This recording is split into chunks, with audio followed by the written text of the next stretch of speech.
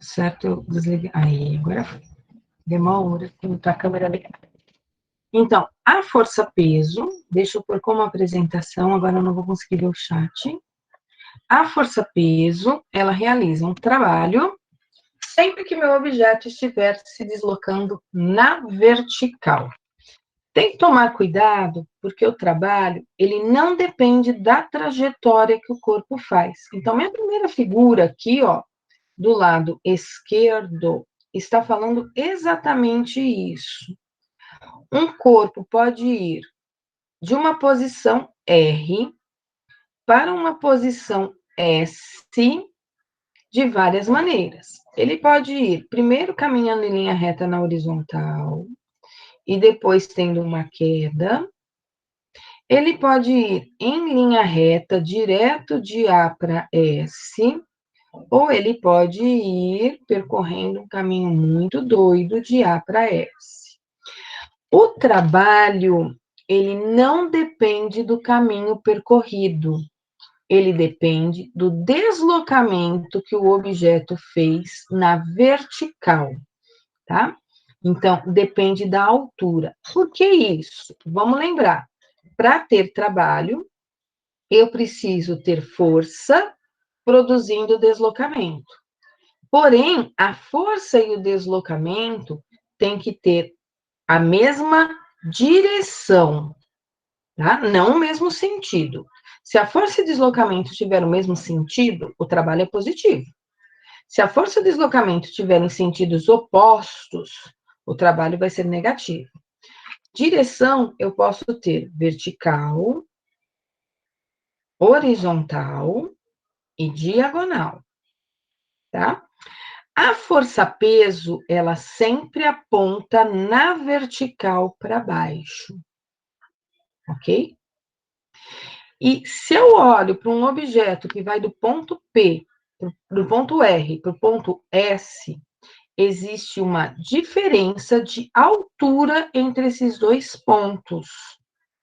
Então, eu vou levar em consideração sempre como se esse meu objeto estivesse se deslocando em linha reta na vertical. Então, não importa a trajetória que ele fez. Aí, na figura aqui do meio, ó, a gente vai até entender isso melhor quando a gente falar do conceito de energia, por que que isso acontece, por que que não depende da trajetória, tá? Quem não entender agora, não se preocupa que quando eu definir energia, isso vai ficar bem claro para vocês, por que que é a altura e não aqui a distância percorrida. Se eu pensar no deslocamento aqui, ó, deixa eu apagar um pouquinho o rabisco, deixa eu dar um ESC aqui, e apagar o rabisco, só para ver se vocês já conseguem entender a partir de agora por que que não depende da trajetória, tá? Se eu pensar nessa primeira situação, o meu objeto está indo de R até aqui, ó, o deslocamento dele foi na horizontal e a força-peso está na vertical. Então, nesse trecho aqui, ó, o trabalho seria zero do peso. Tá? Por quê? Porque nesse sentido aqui, o peso e o deslocamento têm direções totalmente diferentes. O peso estaria perpendicular ao deslocamento, tá? Aí, quando eu olho o outro trecho que ele se deslocou, o que que aconteceu no outro trecho que ele se deslocou? Nesse trecho aqui que ele se deslocou, tô olhando esse primeiro caminho aqui, ó, tá? Nesse trecho seguinte que ele se deslocou, eu tenho o peso e o deslocamento com o mesmo sentido. Então, aqui eu teria um trabalho positivo, se eu pensar no primeiro caminho, tá? Então, tem um pedaço que o trabalho é zero, porque o deslocamento é horizontal e o peso está na vertical. Então, aqui, trabalho zero. Depois, eu tenho um deslocamento na vertical para baixo, e eu tenho a força-peso também atuando na vertical para baixo. Então, a força-peso e o deslocamento teriam aqui o mesmo sentido. Então, seria um trabalho positivo. O trabalho resultante no percurso todo seria a soma desses dois trabalhos. Zero mais um trabalho positivo vai me dar o valor só desse trabalho positivo. tá ok? Só para esclarecer aí um pouquinho melhor. Quando a gente falar em energia, vocês vão entender bem esse conceito. Vamos olhar aqui o segundo percurso. Estou apagando. No segundo percurso, aqui está o meu vetor deslocamento, ó, de R para S. A força-peso é sempre na vertical para baixo. Como esse deslocamento de R para S é um vetor, eu posso decompor esse vetor, escrevendo ele em uma componente vertical e em uma componente horizontal. Então, é como se o meu objeto tivesse percorrido o mesmo caminho aqui no 1, se eu pensasse nisso aqui como um vetor deslocamento, tá? Ou ainda, eu poderia pensar o seguinte, ele tem dois tipos de movimento, né? Para eu ter uma trajetória desse jeito aqui, é porque ele tem dois tipos de movimento. Ele tem um movimento no eixo X e ele tem um movimento no eixo Y simultâneos e sem aceleração nos dois. Não é um movimento de queda, igual aqui, não é um lançamento, como seria o caso da segunda figura. Ele estaria com um movimento uniforme no X, um movimento uniforme no Y. No eixo X não realizaria trabalho. Por quê? Porque está perpendicular à força-peso. E no eixo Y ele realizaria trabalho, porque a força-peso estaria na mesma direção do deslocamento dele em Y. Aqui já fica mais difícil, na terceira trajetória, a gente imaginar o trabalho realizado. Mas ele sempre tem um deslocamento na direção horizontal e um deslocamento simultâneo na direção vertical. O deslocamento da horizontal não realiza trabalho pela força-peso. Pode ser que tenha outra força atuando aí, mas não é o peso que estaria realizando o trabalho. E aqui eu estou pensando apenas no trabalho da força-peso. Se eu jogo um objeto, vou para a segunda figura. Se eu jogo um objeto de cima para baixo, aqui é um lançamento horizontal. Embora o meu objeto esteja tendo um deslocamento na horizontal simultâneo ao lançamento da vertical, eu posso decompor esse movimento aqui no eixo X e no eixo Y. No eixo X, a força-peso não realiza trabalho. A força-peso realiza trabalho apenas no eixo Y, que é onde ele está sempre caindo. E aí esse trabalho é positivo.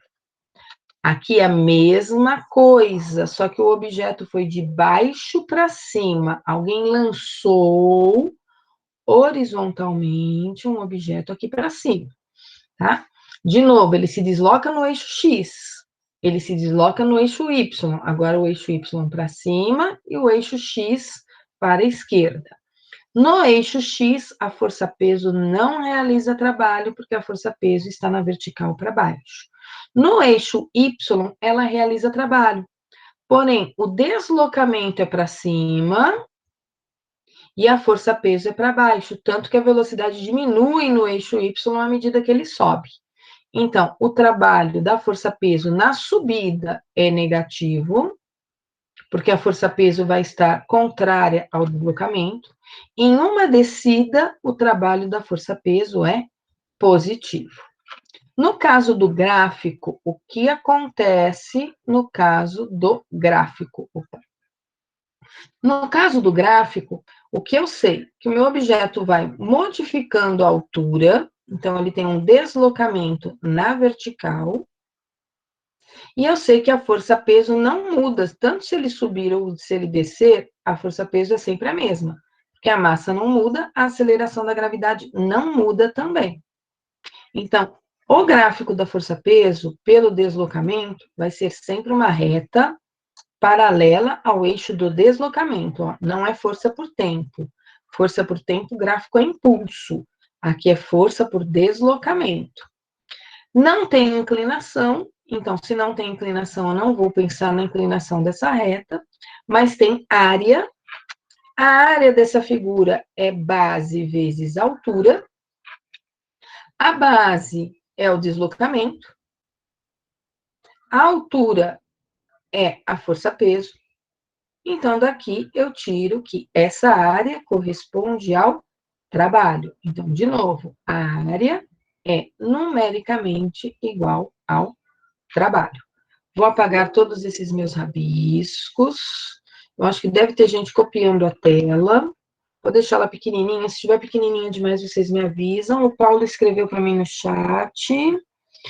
O lançamento oblíquo, trabalho total vai dar 0, porque se eu pensar que do chão até o pico, olhando para a força-peso, vai ser trabalho de resistência, e na queda vai ser motor. Se for no trajeto todo, vai ser 0, Paulo. Isso é, se for subida e descida no lançamento oblíquo, tá? Mas o lançamento oblíquo nem sempre é do chão para o chão, tá bom? O lançamento oblíquo, ele pode ser do alto de uma torre para o chão. Aí o trabalho não vai ser 0. Tá? Não sei se você entendeu. Aí eu vou aumentar aqui. Não sei se você entendeu o que eu falei, tá? Mas aqui o lançamento oblíquo que você pensa, trabalho 0, é se for isso aqui, ó. Tá? Mas o lançamento oblíquo pode ser daqui, ó, de cima de algum lugar. Tá? Ele só vai ser 0 se for ir e voltar para a mesma altura. Aí pode ser até lançamento vertical. O trabalho é 0, tá? Num lançamento vertical, se ele sobe e desce na mesma altura, o trabalho também é 0. Vou dar um tempinho aí para vocês copiarem essa tela, quem estiver copiando no caderno, alguns minutinhos. Quem está tirando print, depois não esqueça de passar para o caderno, tá? O conceito de trabalho, ele nunca vai depender da trajetória, ele depende do deslocamento, posição onde o meu objeto chegou, posição da onde ele saiu ali, como se fosse em linha reta, e a força que precisa produzir esse deslocamento. Se a força não produzir esse deslocamento, ela não realiza trabalho, tá bom? Precisa ter sempre isso em mente. Vou só apagar esses rabiscos que estão aqui embaixo, ok? Vou deixar aí mais alguns minutinhos para quem está copiando.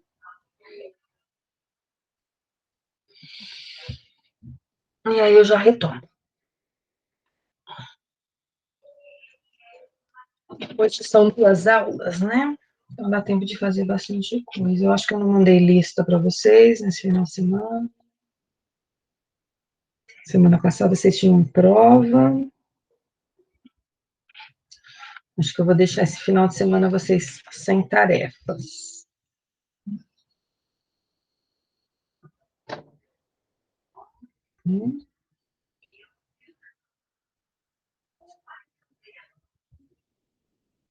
Então, vamos lá. Mais alguns minutinhos, mais alguns segundinhos aí para terminar de copiar a tela. Quem estiver copiando.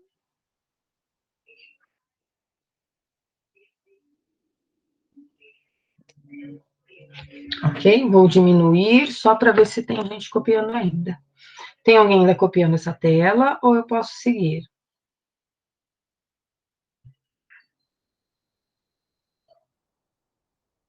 Ok. Se alguém estiver copiando, me avisa.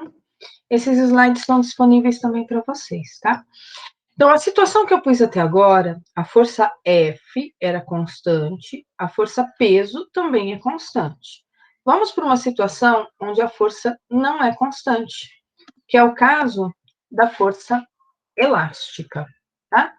A força elástica, ela não é uma força constante porque ela está mudando com o passar do tempo, e porque ela está mudando com o passar do tempo, porque a força elástica depende do deslocamento, a mola vai se deformando com o passar do tempo. Lembram-se lá da lei de Hooke? K era a constante elástica da mola e X era a deformação da mola. Então, se eu tivesse uma mola na vertical, ali pendurada, ela não tem deformação nenhuma, mas quando eu penduro nessa mola um objeto, esse objeto faz essa mola esticar. Então, eu tenho o peso do objeto para baixo e eu tenho a força elástica para cima. E essa força elástica, ela vai mudando a intensidade dela à medida que esse objeto está se deslocando para baixo. Quanto mais eu estico a mola, maior é o valor da força elástica, maior é o F elástico. É claro que cada mola tem uma deformação diferente, e lembrando, se cada mola tem uma deformação diferente, é porque essas molas têm características diferentes. E aí aparece essa constante elástica da mola. Como a força elástica varia com o tempo, varia aí com a deformação, o gráfico dela, eu já falei isso aqui para vocês o ano passado, na aula de força elástica, o gráfico dela não é uma força constante, a força aumenta com o passar aí do tempo, à medida que essa mola está deformando.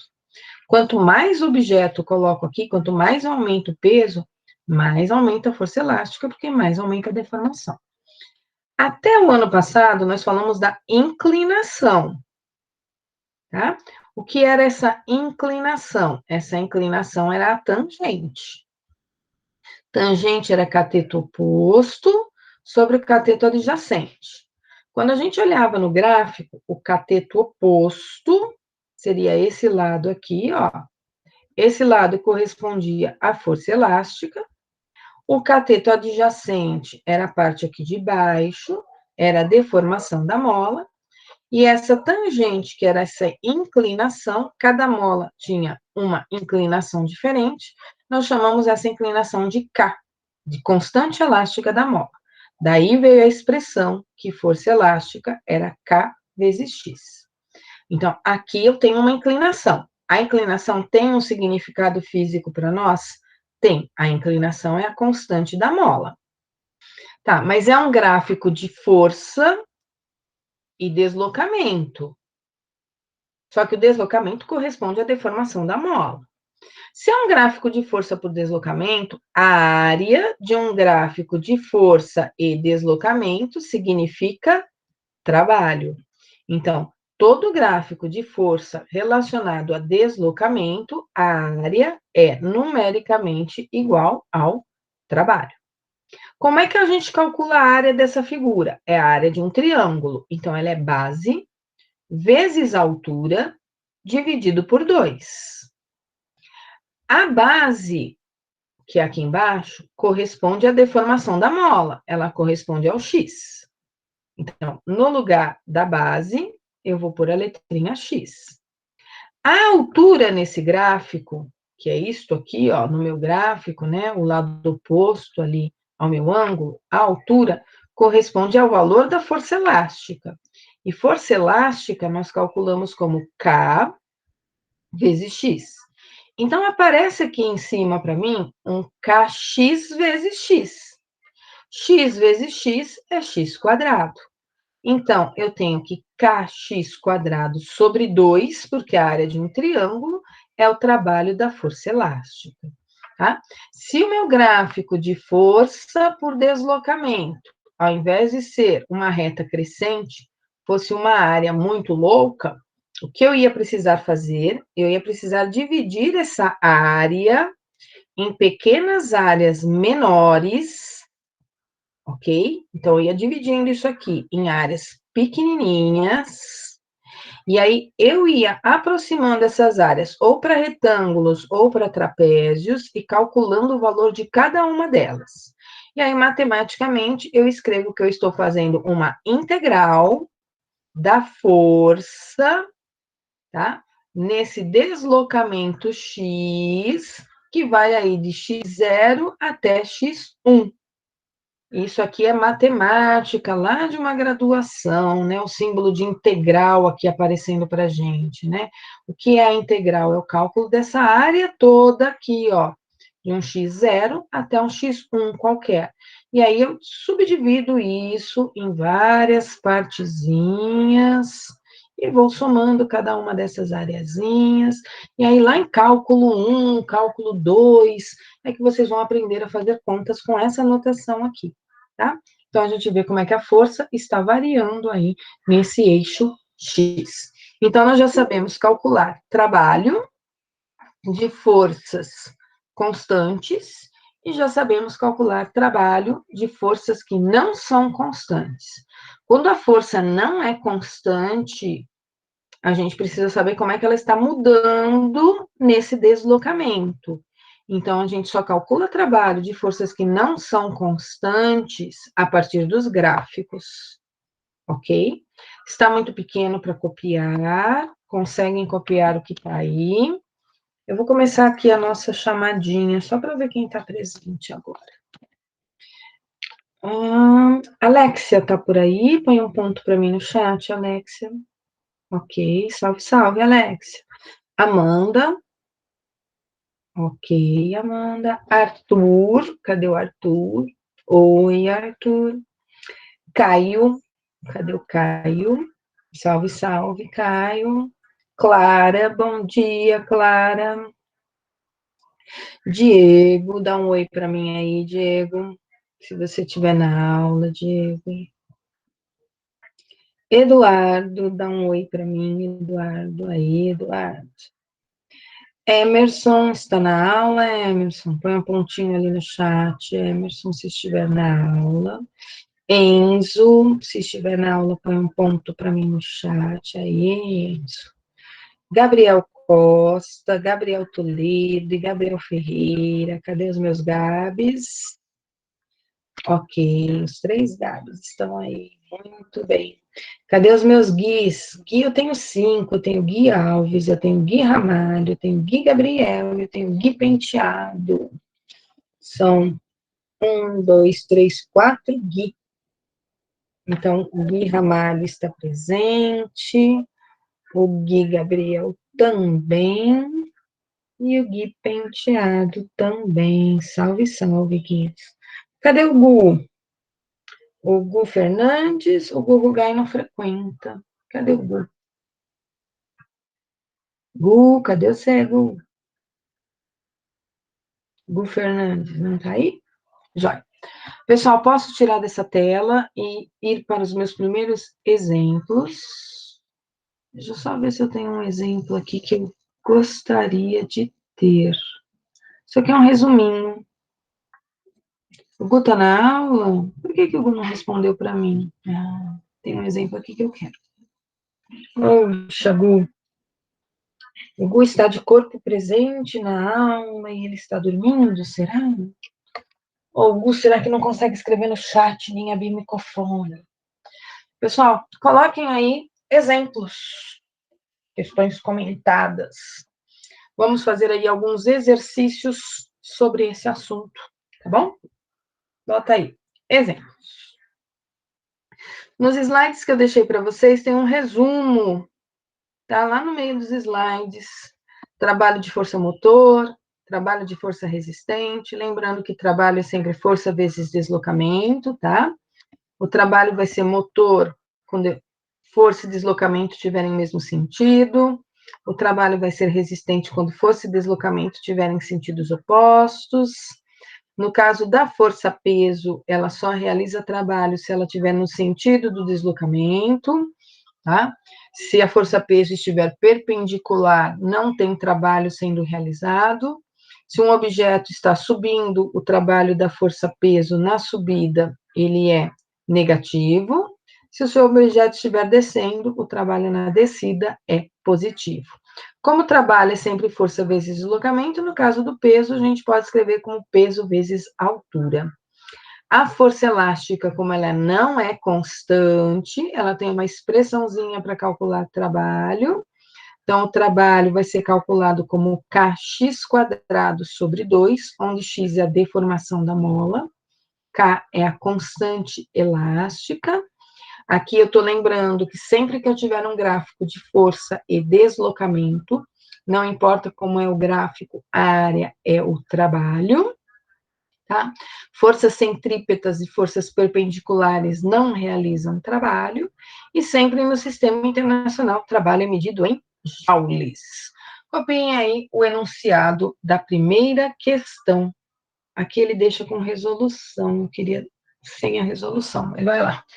alguns minutinhos aí para tirar print e para copiar o enunciado. O que o enunciado está dizendo para nós? O enunciado está dizendo que tem um bloco que partiu de uma posição A, atingiu uma posição B, sob a ação de um sistema de forças. Então, tem várias forças atuando nesse bloco. Se vocês olharem na primeira figura, a gente já vai localizar a força peso na vertical para baixo. A força normal, que ele chamou de Fn, na vertical para cima. Então, fazendo aqui alguns rabiscos no meu slide, deixa eu chamar a caneta, ó. Peso está na vertical para baixo. Força normal está na vertical para cima. Tem uma força F que não está na horizontal, ó. Tem uma força F aqui inclinadinha, puxando esse bloquinho, mas ele não vai erguer o bloquinho, vai arrastar ele. Tem um atrito para o lado esquerdo, e esse bloco foi com todas essas forças de A para B. Então, desenhem aí um bloco indo de A para B. Nesse bloco, coloquem todas as forças que estão aí na figura. Peso na vertical para baixo, normal na vertical para cima. Vejam que o peso e a normal não estão desenhados do mesmo tamanho, ó. O peso está desenhado maior do que a normal, tá? Porque além da força normal para cima, eu tenho uma componente do F na vertical para cima. As duas juntas é que vão ser iguais ao peso, tá? Eu vou decompor o F. Tenho FAT para a esquerda, e aí ele diz aqui embaixo, ó, sendo F igual a 50 newtons, ele não me deu o ângulo da força com a horizontal, mas ele me deu aqui o cosseno desse ângulo. Se eu sei o cosseno e o F, eu sei todas as outras informações. Ele me deu o valor do peso, ele me deu o valor da força normal, e ele me deu o valor da força de atrito. E ele disse que o deslocamento de A até B é de 5 metros. E aí ele faz duas perguntas. A primeira, ele quer saber o trabalho que cada uma dessas forças está realizando. Isso é, o trabalho do peso, o trabalho da força F, o trabalho da força normal e o trabalho do FAT, de A até B. Depois ele quer o trabalho da força resultante. E aqui eu tenho duas opções. Ou eu acho a força resultante, ou eu somo todos os trabalhos. Estou apagando esses rabiscos que eu fiz no enunciado, tá bom? E vamos resolver aí o problema. Depois, quem não terminou de copiar, termina de copiar aí o enunciado. Então, pensando nas forças.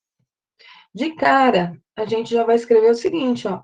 O trabalho da força peso é 0, e o trabalho da força normal também é 0. Por que eu já comecei escrevendo direto que o trabalho do peso e o trabalho da força normal é 0?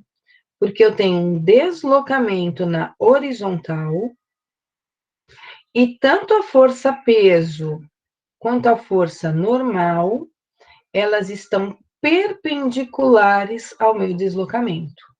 Se elas estão perpendiculares ao deslocamento, isso significa que elas não realizam trabalho. Para realizar trabalho, tanto o peso quanto a normal deveriam estar na direção do deslocamento. Agora eu vou pensar na força F. A força F, ela é uma força que está na diagonal. Então, o que eu vou fazer com essa força F? Eu vou decompor essa força F em uma componente que eu chamo de Fx e em uma componente que eu chamo de Fy. O que a gente observa em relação a essas componentes? A componente Fy, ela fica perpendicular ao deslocamento. Então, se o Fy está perpendicular ao deslocamento, eu já sei que a componente Fy não vai realizar trabalho. Agora, quando eu olho a componente Fx e penso no deslocamento de A até B, o Fx e o deslocamento estão no mesmo sentido. Então, eu sei que a componente Fx vai realizar um trabalho, e sem mais, eu sei que esse trabalho do Fx é um trabalho positivo. Como é que eu calculo Fx? Aqui está o meu ângulo, né? Entre o F e o Fx. Então, o Fx, ele é F vezes o cosseno do ângulo. Em alguns livros de física, aparece que trabalho é F vezes D vezes o cosseno do ângulo, tá? Alguns livros aparecem isto aqui. Eu não costumo escrever desse jeito, tá? Porque dá uma impressão que esse cosseno, ele tá vindo do deslocamento, mas esse cosseno, na verdade, ele vem da componente da força F, ok? E nem sempre a minha força F vai ter uma componente. Então, aí ele pensa, se o ângulo for zero, né, o cosseno de zero vai ser 1, então fica força vezes deslocamento. Se o ângulo for 90, o cosseno de 90 é zero, aí não tem trabalho sendo realizado. Quem quiser escrever como F vezes D vezes cosseno, sinta-se à vontade. Eu, Glaucia, vou escrever sempre força vezes deslocamento e vou pensar sempre quem é essa força. Eu acho mais simples do que eu ficar decorando que trabalho é F vezes D vezes cosseno do ângulo, tá? Vou calcular aqui o Fx. Vou voltar aqui para o meu exercício. O Fx, ele é o F. Vou lá no enunciado. F é 50. O cosseno do ângulo, ele me deu no enunciado. O cosseno é 0,80 ou 0,8. Daqui, então, eu descubro a componente Fx, que é 50 vezes 0,8. Que é o mesmo que 5 vezes 8. E 5 vezes 8 é 40. Lembrando que eu calculei a força. Tá? Então, a unidade é Newton. Para saber o trabalho do Fx, eu vou fazer Fx vezes o deslocamento. Aí eu vou pegar lá no enunciado. O Fx eu sei é 40, o deslocamento está no enunciado de A até B, ele vale 5 metros. Então, eu vou fazer 40 vezes 5. 4 vezes 5 é 20. Com um zerinho a mais, 200 joules. Trabalho é dado em joules. Então, na verdade, não é toda a força F que realiza trabalho. Quem realiza trabalho é apenas a componente Fx, e o trabalho do Fx vale 200 joules. Então, eu já sei o trabalho da força F, eu já sei o trabalho da força peso e o trabalho da força normal. Está faltando apenas, então são 4 forças aqui na minha figura, está faltando apenas eu calcular o trabalho da força de atrito. Para calcular o trabalho da força de atrito, eu vou pegar a força de atrito, o valor dela, e vou multiplicar pelo deslocamento. E a força de atrito, ela realiza um trabalho negativo. Por quê? Porque a força de atrito está apontando para a esquerda na minha figura, e o deslocamento de A para B é um deslocamento que está para a direita na minha figura. Então, eles têm sentidos opostos. Então, é uma força que está realizando um trabalho aí resistivo, né? Então, vai ficar menos o FAT. O FAT está no enunciado do meu exercício. O FAT vale 10. E o deslocamento é 5, então o trabalho da força de atrito vai ser de menos 50 joules. Ok? Então, calculei aí o trabalho de cada uma dessas forças. O trabalho do peso é 0, o trabalho da força normal é 0, o trabalho da força F é só o da componente Fx, porque só ela está no sentido do deslocamento. Então, esse trabalho é um trabalho positivo. O trabalho do FY é zero, porque a componente FY está perpendicular ao deslocamento. E o trabalho da força de atrito é um trabalho negativo, porque a força de atrito está no sentido oposto. Então, com isso, nós respondemos o item A apenas. Falta responder o item B. Eu vou apagar esses rabiscos todos, porque tem uma resolução bonitinha aqui em PowerPoint para vocês, tá?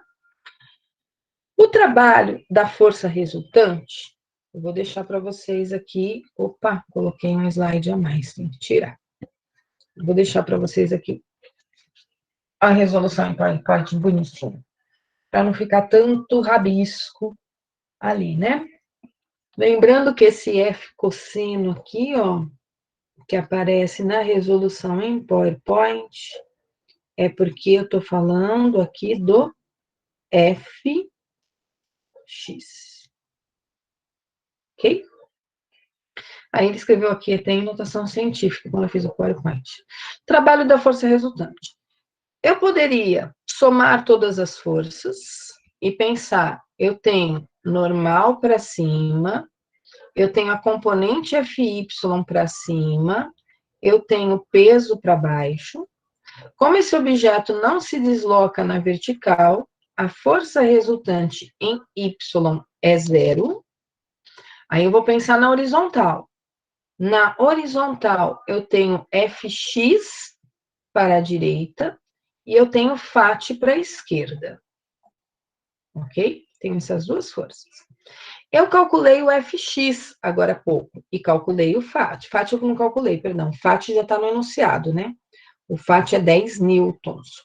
O que eu calculei foi a componente Fx, que deu 40, né? 40 newtons, ela havia dado. Aí eu posso pensar na força resultante aqui na direção x, que seria o Fx menos o Φ. Isso aqui é uma opção, tá? Fx no sentido do deslocamento, Φ no sentido oposto. Então, a força resultante em x seria 40 menos 10. A força resultante em x seria 30 newtons. E aí, o trabalho dessa força resultante seria a força resultante vezes o deslocamento. Isso aqui é uma opção, tá? Então, a força resultante é 30, o deslocamento é 5, aí eu teria o trabalho da força resultante como 150 joules. Isso é um jeito de calcular o trabalho da força resultante. Outro jeito, que é o que está na resolução em PowerPoint, que daqui a pouquinho eu deixo para vocês, é pensar que o trabalho resultante, ou o trabalho da força resultante, é a soma do trabalho de todas essas forças que eu tenho.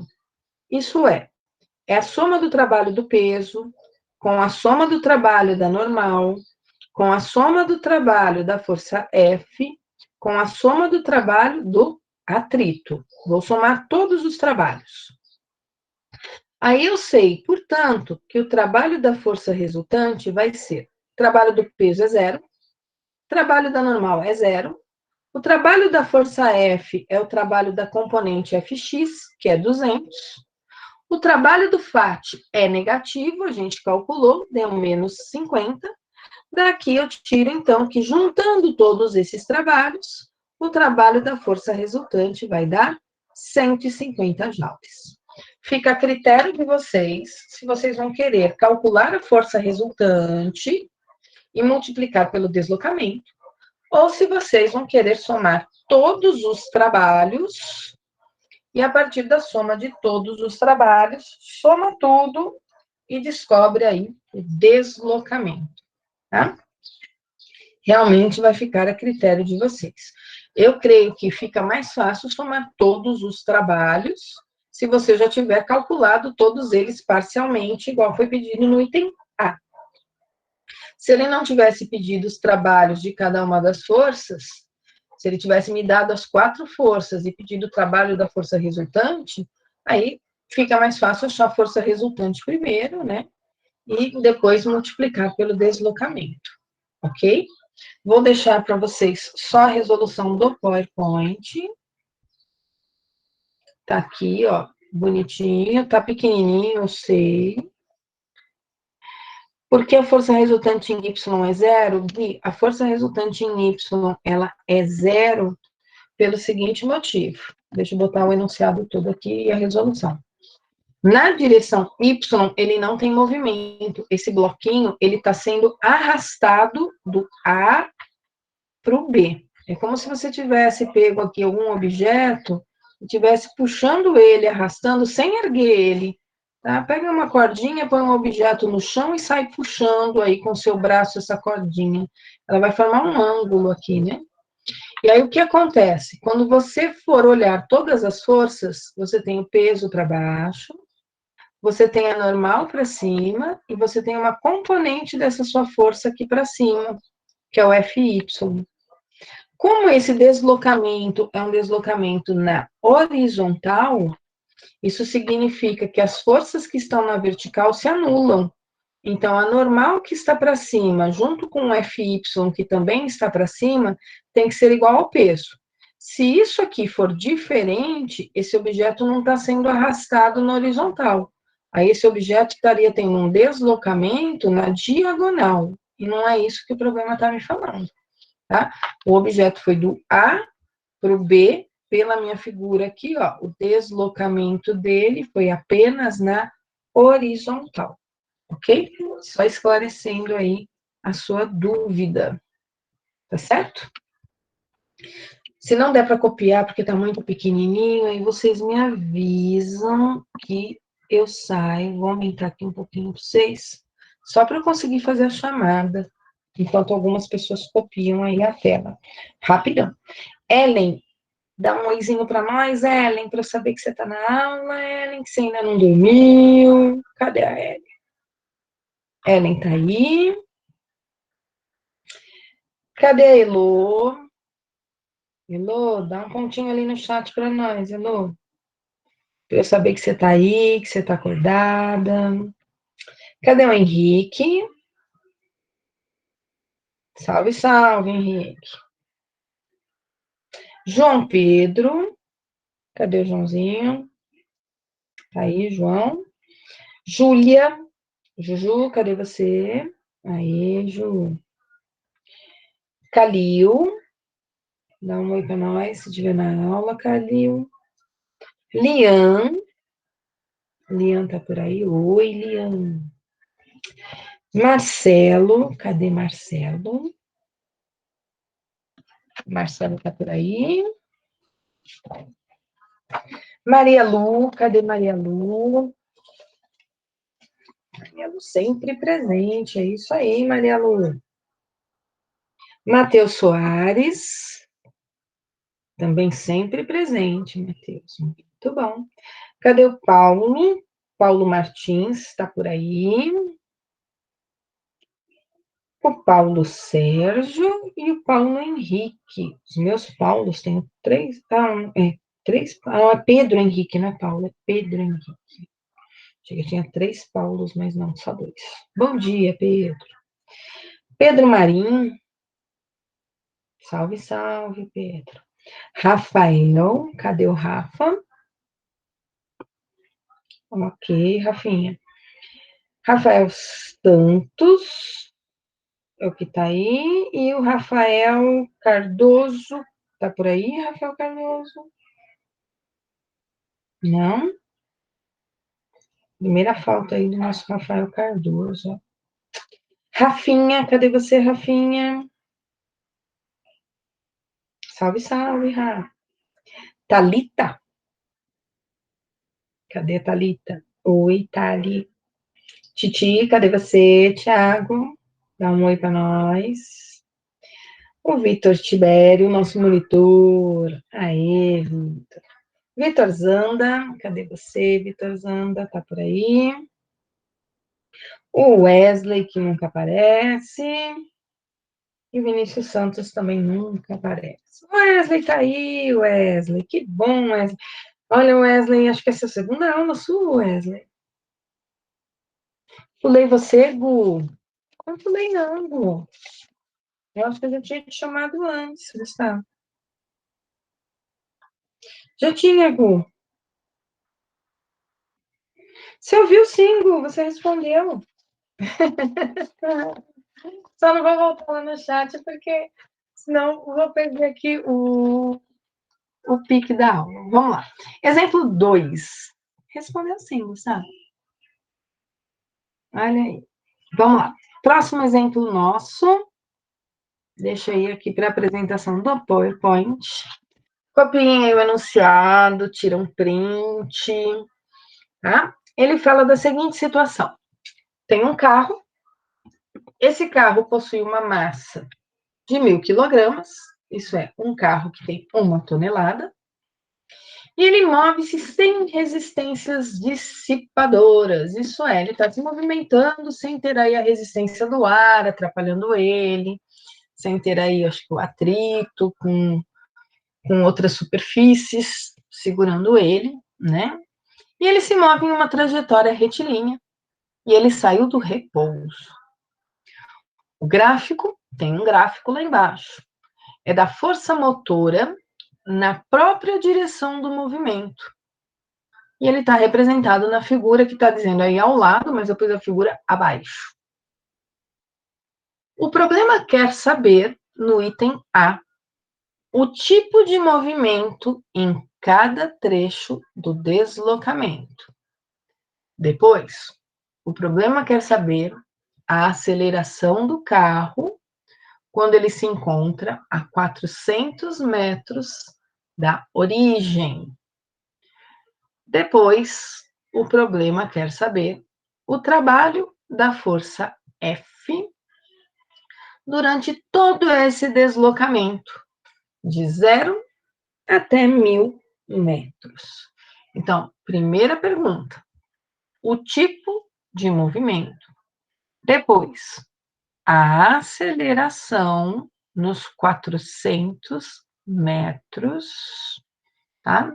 Quando ele se encontra a 400 metros da origem.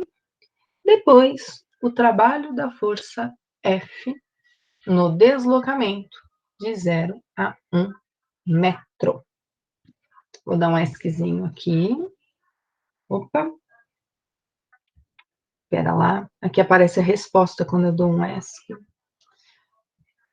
Eita. Vamos voltar para a apresentação, senão vocês já vão saber a resposta. Desculpa. Eu ia ver se vocês estavam copiando ou não, ia perguntar, mas aí vamos pensar juntos. Como é que será que a gente vai classificar um movimento em cada um dos trechos? Então, são trechos diferentes que eu vou olhar. Eu vou olhar o trecho de 0 até 200, depois eu vou olhar o trecho de 200 até 600, depois eu vou olhar o trecho de 600 até 1.000. Lembrando, é um gráfico de força por deslocamento, tá? Vamos olhar aqui o primeiro trechinho. Primeiro trecho vai de 0 até 200. Até agora, o que a gente aprendeu nas aulas de física era que força era massa vezes aceleração. E descobrimos várias maneiras aí de escrever essa força F. Essa força F podia ser escrita como um atrito, essa força F podia ser escrita como uma força elástica, essa força F podia ser escrita como uma força de tração, uma força resultante centrípeta, o peso, M vezes G, né? Essa força F variava o modo como a gente escrevia esse F. Mas em todas essas situações que a gente estudou até agora, a massa não mudava com o passar do tempo e a aceleração não mudava com o passar do tempo. Então, essas situações aqui, onde massa e aceleração não mudavam com o tempo, eram situações onde a força eram forças constantes. A única força que a gente olhou que mudava com o tempo é a força elástica, tá? Mas mesmo assim, nós calculamos em todos os exercícios situações em que a mola já estava deformada e aquela deformação da mola não mudava de valor nos exercícios, para a gente pensar numa mudança de aceleração, tá? Então, no trecho de 0 até 200, uma coisa a gente sabe que a força variou de 0 até 1000. Então, nesse caso aqui, a aceleração não é constante, ok?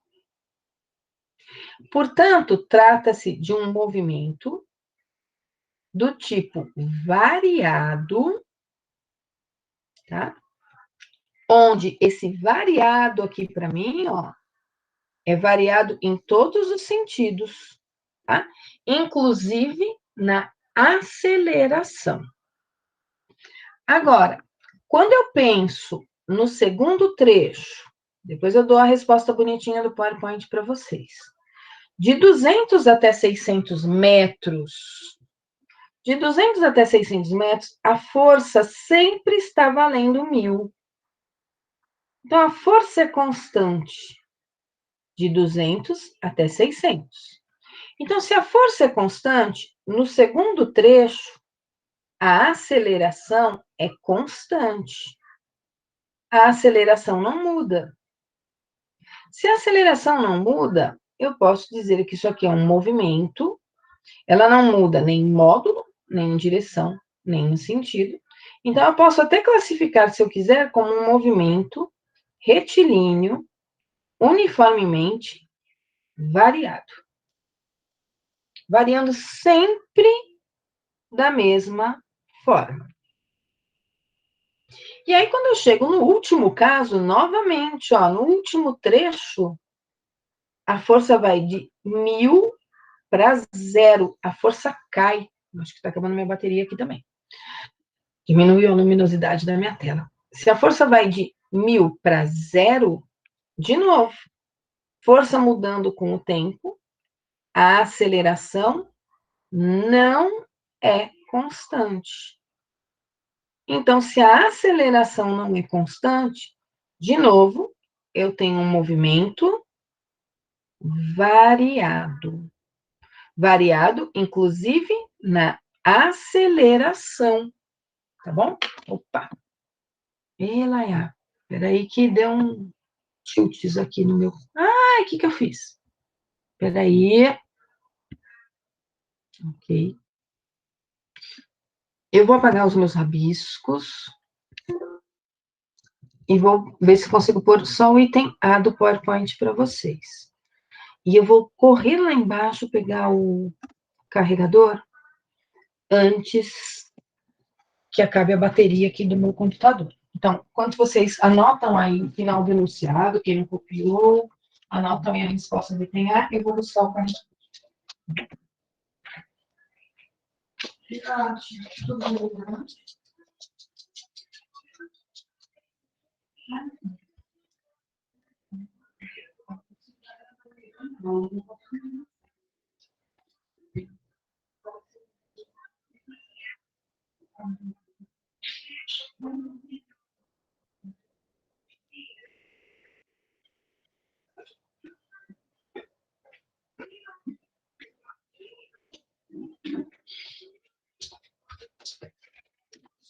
Vem alguém, vai ficar fácil?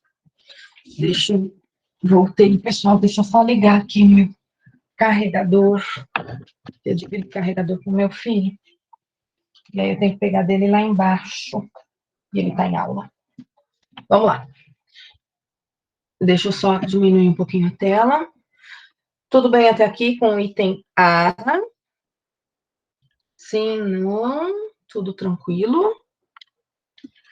Opa, vou voltar aqui para a apresentação. Coloquei outro slide ali no meio. Item A feito. Vamos para o item B. O que o item B quer que a gente faça? O item B quer que a gente calcule a aceleração do carro quando ele se encontra lá nos 400 metros. Então, vamos tentar localizar aqui no gráfico. Ó, 200, 400 seria aqui no meio, tá? Nos 400 metros, é uma situação que a força é constante. Se a força é constante nesses 400 metros, para calcular a aceleração, o que a gente vai fazer? A gente vai fazer que força é igual a massa vezes aceleração. Lá nos 400 metros, eu sei que a força é 1.000. Poderia ser no 200 também, poderia ser no 600, no 300, tanto faz. A força é sempre 1.000, de 200 até 600. A massa está no enunciado, é 1.000. Com isso, a gente calcula essa aceleração. 1 metro por segundo ao quadrado. Tá? Se ele quisesse saber quanto vale a aceleração, no caso de um deslocamento de 100 metros, eu precisaria, aqui no gráfico, localizar os 100 metros, e eu precisaria ter o valor da força para esses 100 metros. Tá bom? Aqui, como ele está linear, dá até para a gente estipular que é 500, né? E aí, descobrir quanto vale a aceleração. Então, mesmo ela variando, se eu tiver no gráfico os valores que eu preciso, eu descubro aí a aceleração. Tá bom? Vamos para o item C. Então, o item B é o mais facinho de todos da gente olhar, tá? Item C. No caso do item C, ele quer o trabalho nos 1.000 metros. Como a força variou aqui nesse deslocamento todo, nós vamos calcular o trabalho como sendo a área desse gráfico. Eu posso calcular como a área de um triângulo, mais a área de um retângulo, mais a área de outro triângulo, tanto faz. Todas as áreas estão no primeiro quadrante, o que significa que todos esses trabalhos são trabalhos positivos, tá?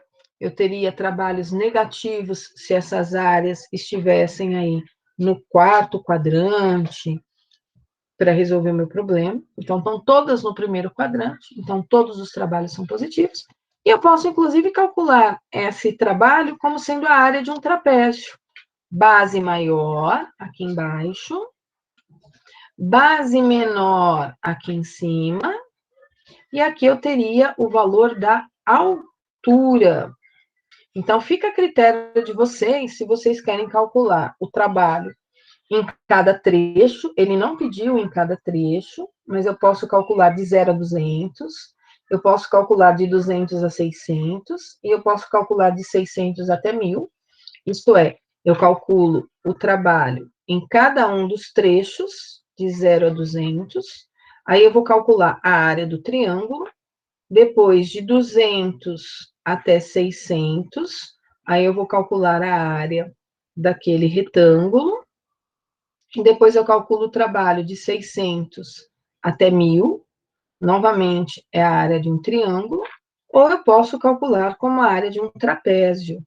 E aí eu vou calcular como a área do trapézio, tá? Base maior, mais base menor, vezes a altura, dividido por 2. A base maior é 1.000, a base menor é 400, a altura é 1.000, para isso que falei 1.000 e escrevi 100, né? Tudo isso dividido por 2. Então, a base maior está lá embaixo, 1.000, a base menor está lá em cima, é de 200 até 600, é 400. A altura do trapézio, 1.000, dividido por 2. Daqui eu tiro, então, que esse trabalho vai ser 1.400 vezes 1.000, dividido por 2. Posso simplificar aqui, 1.400 com 200, vai dar 700. E aí eu já vou escrever isso aqui em notação, tá? 7 vezes 10, a quinta joules. Tem 5 zerinhos ali para mim, ok? Vou deixar a resolução em PowerPoint para vocês, porque o PowerPoint está mais organizadinho, está mais bonitinho, tá certo? Eu acho que eu já terminei a chamada, né? Ok? Para vocês concluírem aí esse exemplo. Eu não tenho mais exemplos resolvidos de cálculo de trabalho, porque esses são os exemplos mais comuns que a gente tem, tá? Eu ainda não deixei lista, eu vou mandar uma lista na semana que vem sobre esse assunto para vocês, mas eu ainda não terminei, eu ainda vou falar de trabalho ainda, tá? Na aula de hoje. Eu vou falar de outras maneiras de se calcular trabalho, tá? Aí eu vou para a lousinha, estou só esperando para ver se vocês concluem aí a cópia disso que eu coloquei aqui na lousa. Pessoal, eu posso seguir ou tem gente copiando isso que está aí na lousinha? Alguma dúvida? Tudo bem, posso seguir, o Vitor Tibério disse que eu posso seguir. Se alguém estiver copiando ainda, põe um ponto para mim no chat. Se ninguém colocar um ponto no chat, eu vou saber que eu posso realmente seguir. Ninguém está copiando? Já. Então, eu vou seguir. Vou tirar aqui, prossigo. Vamos lá. Vou tirar aqui dessa melosinha, tá? Não vou salvar aí minhas modificações. Eu vou para uma outra lousa. Então, vamos lá. Vamos limpar aqui essa tela. E vamos falar de uma outra maneira de nós calcularmos trabalho. Deixa eu aumentar aqui para 100%, para o meu quadriculado ficar visível para mim. Toda vez que nós falamos em trabalho, em física, nós sabemos que o trabalho, ele existe porque tem uma força produzindo um deslocamento. E sempre que eu tenho uma força produzindo um deslocamento, nós também associamos que o nosso objeto, ele está sofrendo uma modificação na quantidade de energia que esse corpo possui. Então, a partir de agora, eu vou falar do conceito de trabalho, porém eu vou falar do conceito de trabalho associando trabalho à energia. Cuidado com o conceito de energia, tá? Em física, nós não sabemos o que é energia, gente. Se algum físico chegar com vocês e falar que sabe o que é energia, esse físico vai estar mentindo, tá? Ninguém sabe o que é energia. A gente sabe as maneiras na qual a energia se manifesta. O que eu quero dizer com isso? Eu quero dizer que nós conhecemos as formas de energia.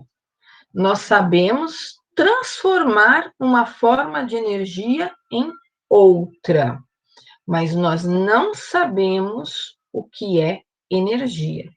Eu costumo fazer uma analogia entre energia e dinheiro, tá? Vou até sair da minha luzinha um pouquinho, vou ligar minha câmera. Pergunto a vocês, o que é dinheiro? O que vocês diriam para mim que é dinheiro? Quem me responde? O que é dinheiro? Dinheiro é um conceito? Dinheiro é um valor? É uma representação de crédito? Ótimo, essas respostas de vocês.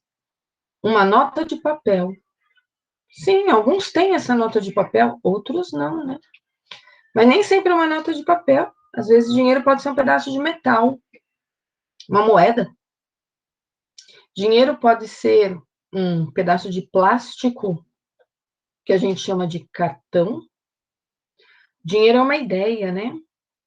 Então, na verdade, o dinheiro é uma troca que a gente realiza de coisas. Eu troco o meu trabalho por algo que chamam de dinheiro.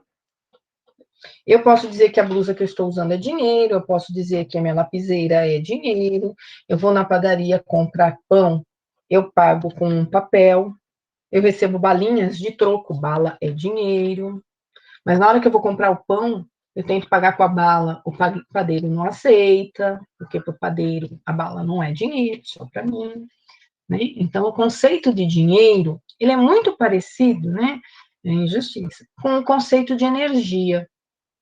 Tem gente que gasta dinheiro sem ter dinheiro, ok? Eu recebo o meu salário, eu recebo um dinheiro, mas eu não pego esse dinheiro está lá no banco. Ele entra e sai da minha conta sem eu saber que ele entrou e nem sem saber que ele saiu, né? Então, dinheiro é uma coisa atualmente que é até virtual. Dinheiro se transformou em Pix, dinheiro se transformou em créditos, dinheiro se transformou em carros, dinheiro se transformou em imóveis, né? Bitcoin, isso aí, Rafa. Olha quantas maneiras a gente tem de transformar dinheiro. Você comprou uma bala com uma pedra? Como assim, Gui? Você deu uma pedra e comprou uma bala? Que história louca é essa, pelo amor de Deus? Como é que se compra bala usando pedra? Depois você ensina nós a comprar bala aí, usando pedra. Só um minutinho, gente. Cachorro, cachorro. O cachorro tá aqui destruindo as coisas, né? Só um minuto. Fala, filho. Tudo bem. Come o seu lanchinho, tá? Dependendo da pedra, ela vale muito mais que uma bala. Concorda aí, Gabriel? Você deu o quê? Um diamante para comprar uma bala 7 dela? O que você deu? Que pedra foi essa que você deu para comprar uma bala? Explica aí para nós, né? Então, dinheiro, eu costumo fazer uma analogia com energia. Foi uma pedra da rua, provavelmente, um pedaço de cascalho que ele deu aí, né? Então, eu costumo fazer analogia de dinheiro com energia. Porque dinheiro e energia são coisas que a gente não sabe o que é, mas a gente sabe trabalhar muito bem com ele, né? A gente sabe gastar dinheiro sem ter dinheiro, a gente sabe trocar um dinheiro por outro dinheiro, e assim por diante. Em física, os físicos não sabem o que é energia, mas eles sabem a maneira na qual ela se manifesta. E aí nós podemos dizer que existem vários tipos de energia, tá? Se eu perguntasse para vocês que tipo de energia existe, vocês iriam dizer assim para mim, olha, é uma relação enorme, porque eu faço isso toda a aula e as respostas são sempre as mesmas. Vocês vão me dizer que existe energia solar, que existe energia eólica, vocês vão me dizer que existe energia térmica, vocês vão me dizer que existe energia cinética, vocês usam esse termo, energia potencial, vocês também usam esse termo. Existe energia calorífica, existe energia sonora, existe energia luminosa. Aí vai ter até aqueles que vão existir assim, professor, existe a energia do ambiente, né? Você chega no ambiente, o ambiente está cheio de carregado de energia. E aí falam ainda para mim que energia positiva do ambiente, energia negativa do ambiente, né? Existe aí a energia elétrica, a energia mecânica, existem as energias de MEC, as energias de eletro. Aí o pessoal de alimentos não gosta de ficar fora, então existe a energia dos alimentos, existe a ATP e assim por diante. Nossa, a gente ficaria aqui enumerando vários tipos de energias, tá? Energia química, tem tudo isso. Nossa, tem infinitos nomes que vocês vão dando, né? Na verdade, finitos, né? A gente vai classificando aí as energias com todos esses nomes bonitinhos que a gente costuma falar no dia a dia. Até nas energias místicas, né? A energia do ambiente, aquela pessoa tem uma energia ruim, tem a energia ruim, tem a energia boa, né? Que vocês costumam falar, né? Aquela pessoa tem uma energia boa, a outra tem uma energia ruim. Mas em física, nós sabemos que existem apenas duas formas de energia. Ou a energia é cinética, ou a energia é potencial. Quando a gente fala energia elétrica, energia mecânica, energia luminosa, energia sonora, são outros nomes que a gente está dando para energia cinética e energia potencial. Só tem essas duas formas de energia, gente. Não tem nenhuma outra. A energia cinética é a energia que está relacionada com o movimento. Sempre que um corpo tem movimento, ele tem energia cinética. E a energia potencial é a energia que a gente costuma dizer que é uma energia armazenada. É uma energia que o corpo tem quando ele está parado e que pode virar movimento. A palavra potencial é uma palavra muito legal, na minha opinião. Eu poderia dizer assim: vocês, alunos do segundo eletro, são alunos em potencial da Faculdade de Engenharia da Unicamp. Poderia dizer isso para vocês. Olha, vocês são alunos em potencial do curso de medicina. Vocês são alunos em potencial do curso de direito. Quando eu falo que vocês são alunos em potencial de algum curso desse tipo, não significa que vocês são alunos desse curso. Significa que vocês podem vir a ser alunos desse curso.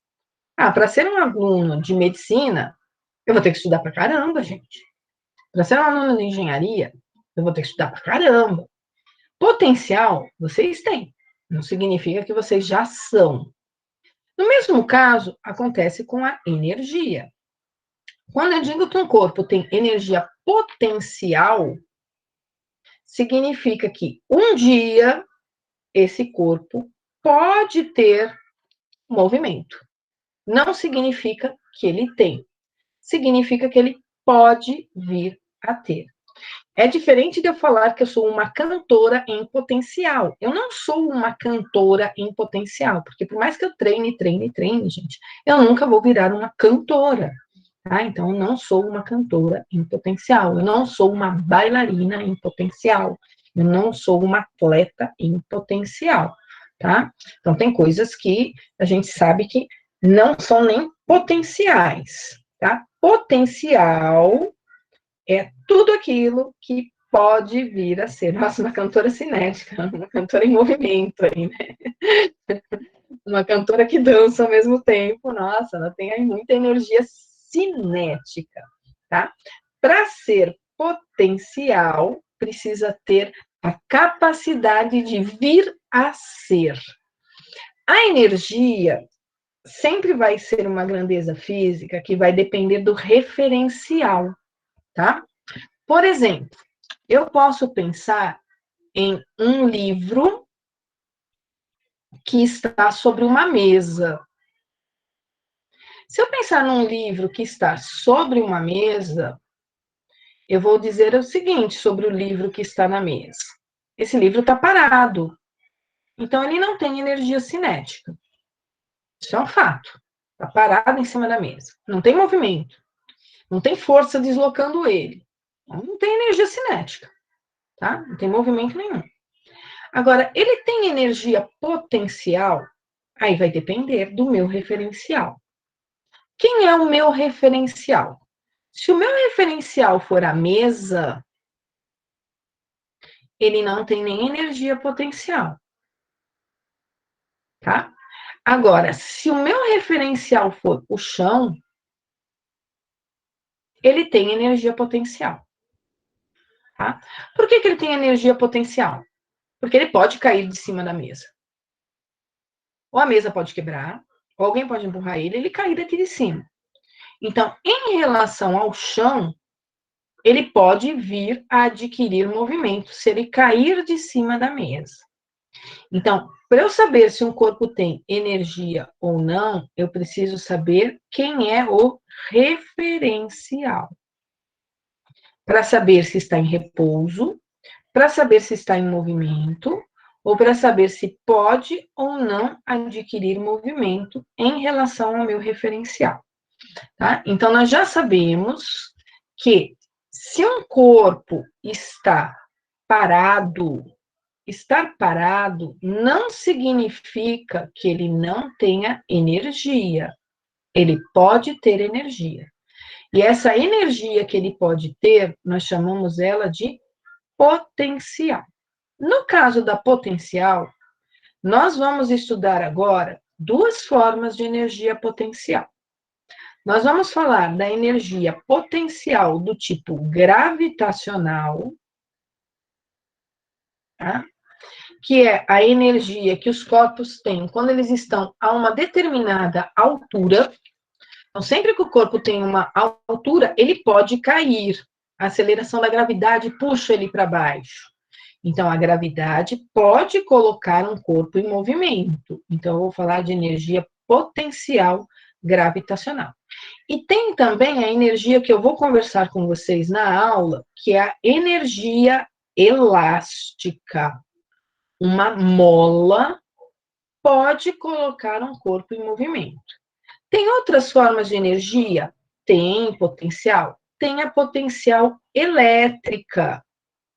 Eu não sei se vocês já ouviram no técnico falar na energia potencial elétrica, mas o professor do técnico já deve ter dito para vocês que existem as cargas elétricas e que as cargas elétricas, não importa se elas são positivas ou negativas, elas têm aqui em volta delas algo que nós em física chamamos de campo. E esses campos, eles interagem entre si. Então, o campo elétrico de uma carga elétrica, ele interage com o campo elétrico de uma outra carga elétrica. E aí o professor do técnico disse que a interação desses campos produz uma força. No caso, se as duas cargas são positivas, essa força é uma força de repulsão e ela é chamada de força elétrica.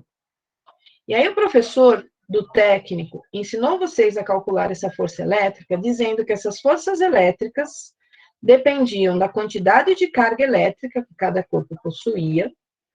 Essa força elétrica, ela variava com a distância, porém, sabia-se experimentalmente que essa variação era com a distância ao quadrado, e dependia do local onde essas cargas estavam. E aí ele falou da lei de Coulomb para vocês. Falou ou não falou? Era uma resposta aí no chat. Joia. E aí, a gente sabe que essa força elétrica, ela só existe porque existe esse campo elétrico. E aí o professor, lá do técnico, definiu para vocês que toda carga elétrica tem um campo elétrico. E que esse campo elétrico, ele modifica à medida que eu me afasto dessa carga elétrica.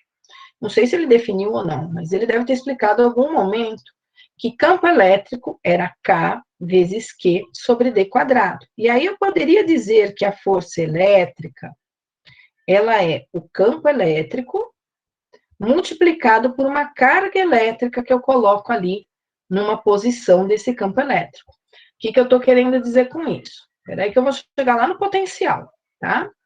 Eu estou querendo dizer para vocês o seguinte: se eu tenho uma carga elétrica, essa carga elétrica aqui em volta tem o campo elétrico, e esse campo elétrico, o que eu sei dele? Eu sei que ele só existe porque tem a carga elétrica. Se eu tirar a carga elétrica daí, acabou o campo elétrico. Eu sei que à medida que eu me afasto dessa carga elétrica, a intensidade desse campo elétrico diminui. E aí a gente sabe que ela diminui ao quadrado. E que esse campo elétrico sofre a influência aí do local onde ele está. Mas aí o professor do técnico disse para vocês o seguinte: quando a gente olha para uma região do espaço onde tem um campo elétrico, vou pegar aqui um ponto aqui, ó. Tem um ponto P.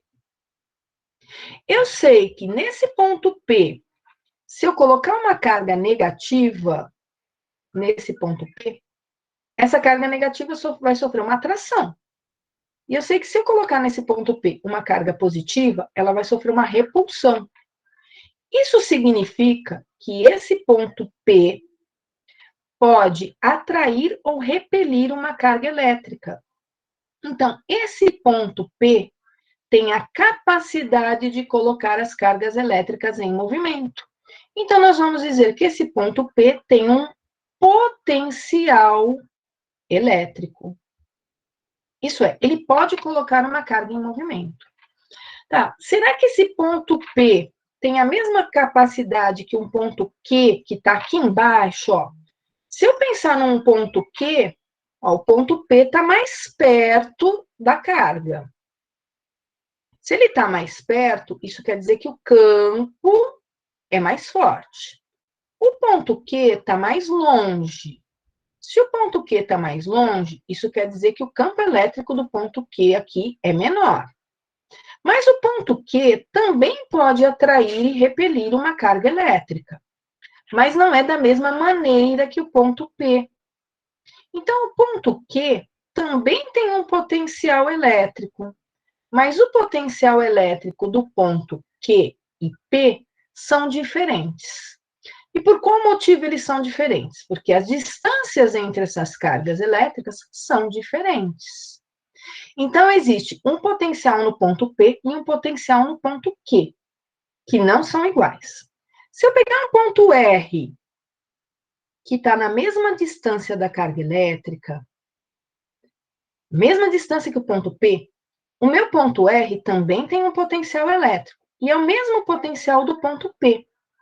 Mas eu não consigo movimentar uma carga espontaneamente do ponto P para o ponto Q. Por qual motivo? Porque entre P e Q não tem diferença de potencial elétrico. Agora, se eu colocar uma carga elétrica no ponto P, uma carga positiva, eu sei que essa carga vai se deslocar, se afastando. E ela pode ir de P para Q, sem problema nenhum. Porque entre P e Q existe uma diferença de potencial. Portanto, se eu consigo movimentar uma carga elétrica de P para Q, eu coloco uma carga elétrica em movimento, eu gero uma corrente elétrica. Então, para eu ter uma corrente elétrica, o que eu preciso? Eu preciso ter uma diferença de potencial. Lembram-se disso lá na aula de técnico? Nem sei quem deu isso aqui para vocês, mas alguém do técnico deu isso aqui para vocês, né? DDP. Vocês usam bastante esse termo DDP em elétron, né? Diferença de potencial. Que bom que o Woody explicou isso para vocês. Joia. Então, eu tenho, numa região do espaço, uma carga elétrica. Se eu tenho uma carga elétrica numa região do espaço, essa carga elétrica tem um campo elétrico, aí ela tem um potencial elétrico, que nós chamamos de V. Cargas positivas têm potencial positivo, cargas negativas têm potenciais negativos, e é a diferença de potencial elétrico, que é o que nós chamamos de U, que geram as nossas correntes elétricas. Então, o potencial elétrico é uma capacidade que eu tenho de colocar cargas elétricas em movimento. E colocar cargas elétricas em movimento significa corrente elétrica. Corrente elétrica são elétrons em movimento, portanto, eu estou transformando energia potencial em energia cinética. Eu não vou trabalhar energia potencial elétrica com vocês, tá? Porque o UD já deve ter feito isso, ou o UD vai fazer isso, alguém vai fazer isso com vocês, mas esse alguém, com certeza, não sou eu, infelizmente, né? Mas, vamos lá. Eu tenho energia cinética, eu tenho energia potencial, e eu sei que essas duas energias são as que eu vou falar com vocês na aula de hoje. E eu sei que energia está relacionada com trabalho. Então, vamos escrever uma expressão para energia. Eu sei que trabalho é força vezes deslocamento, tá? Se eu quiser, eu posso escrever que força é massa vezes aceleração. Então, olha o que eu vou fazer agora, ó. Eu já sei que existem formas de energia, cinética e potencial. Cinética é movimento, potencial é armazenada. A potencial, eu sei que ela é gravitacional, eu sei que ela é elástica, e eu sei também ela é elétrica, mas eu não vou falar da elétrica, tá? Eu vou falar só da elástica e da gravitacional. Eu sei que toda vez que eu produzo um trabalho, eu tenho uma variação de energia. Uma força que desloca um objeto, coloca o objeto em movimento, portanto, tem energia cinética. Tá?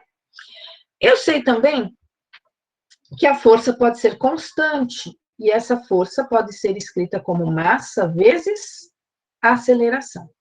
Então, olha o que eu vou escrever. Se trabalho é variação de energia, eu posso dizer que variação de energia é força vezes deslocamento.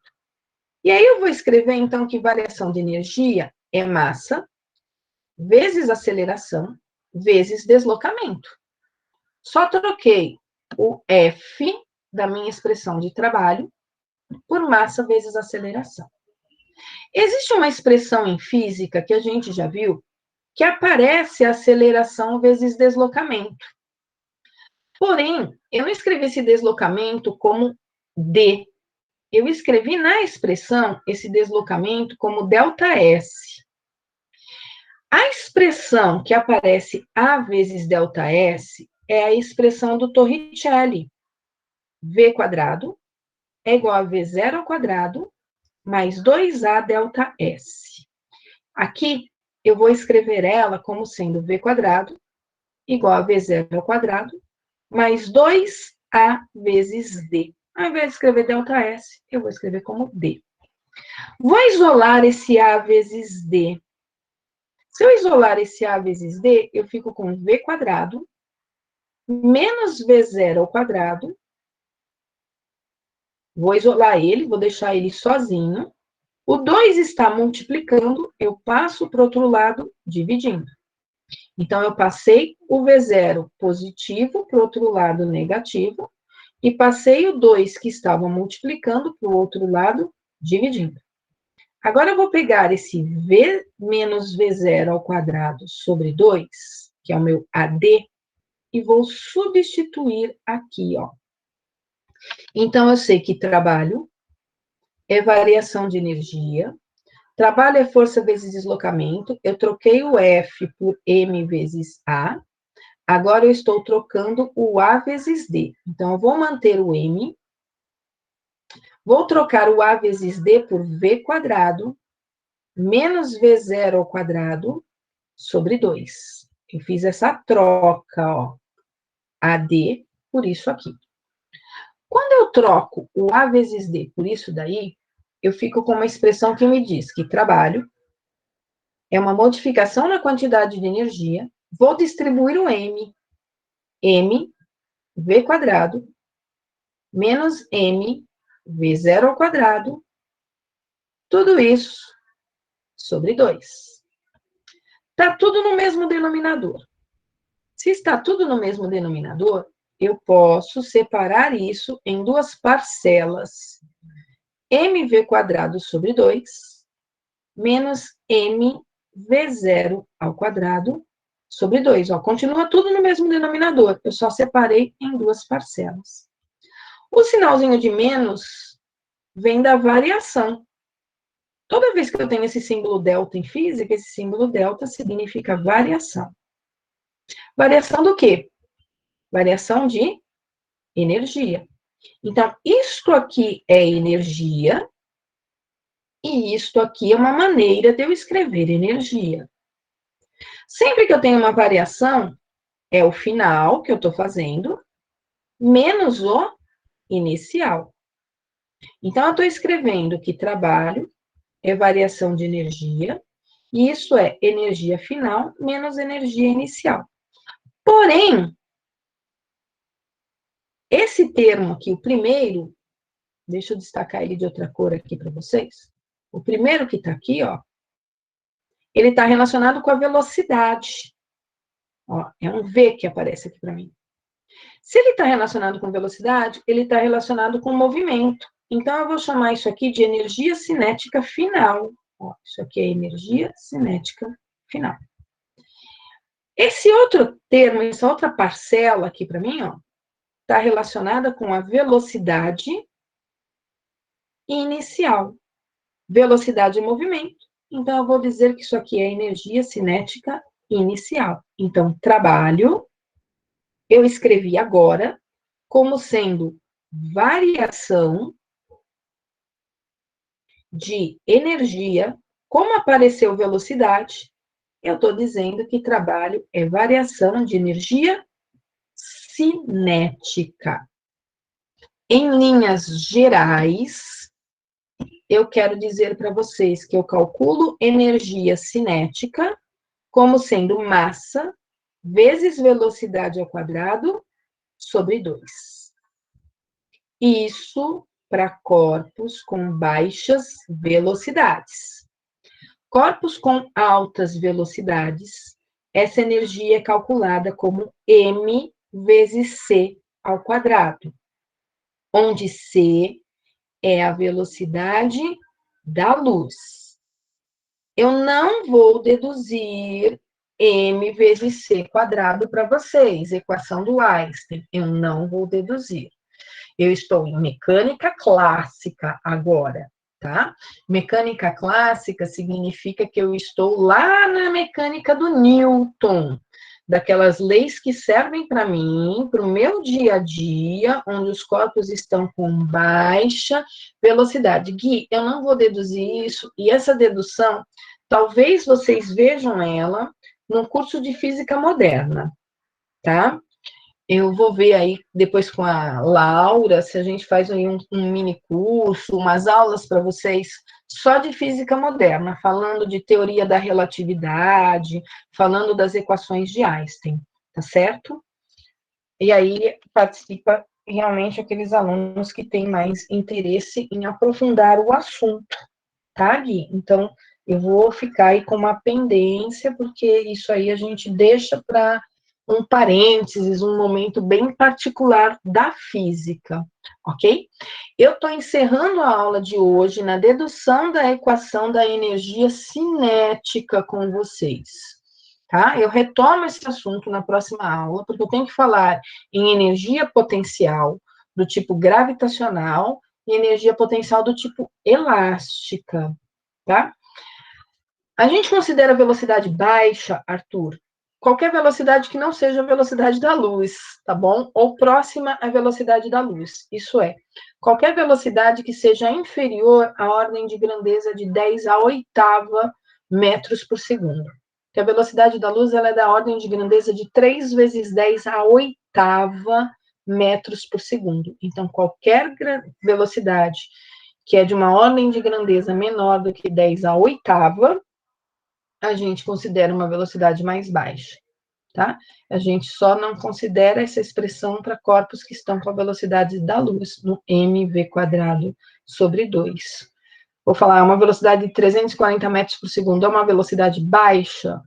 Não, ela não é uma velocidade baixa se eu pensar no meu movimento, tá? Mas comparado com a velocidade da luz, ela é uma velocidade baixíssima, ok? Então, depende aí do que você está comparando para dizer a velocidade alta com velocidade baixa. A gente sempre compara com velocidade da luz, tá? E a velocidade da luz é 3 vezes 10 a oitava metros por segundo. Qualquer valor de ordem de grandeza menor que esse, de 10 a oitava, é velocidade baixa, tá certo? Pessoal, um bom final de semana para vocês, e aí a gente retoma na próxima semana. Aproveitem, não tem tarefa de física, mas deve ter tarefa de outras coisas aí para vocês